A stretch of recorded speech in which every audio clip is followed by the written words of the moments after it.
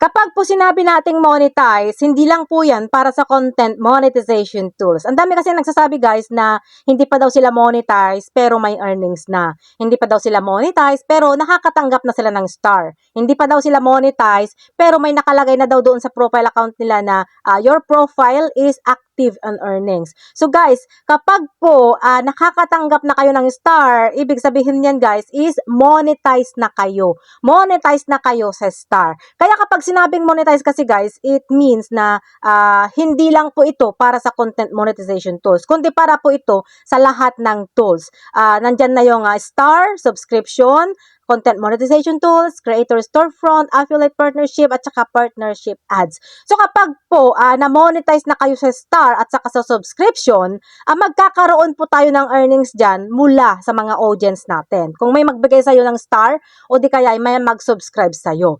At kapag dito ka naman sa na-monetize sa content monetization tools, si Meta naman ang magpapasahod sa'yo dyan. Magkakaroon po ng earnings yung mga pinopost mong video, photos, stories, at saka text post. Depende po sa dami ng qualified views, engagement, at saka average watch time.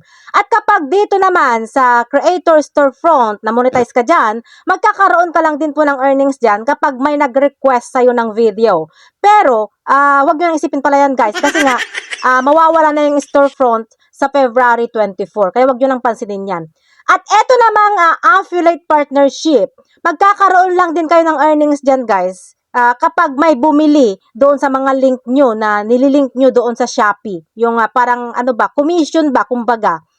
Pero ito guys kapag hindi pa kayo monetize sa affiliate partnership, wag na wag kayo maglalagay ng link na galing sa Shopee. Wag kayo mag-promote ng items, okay?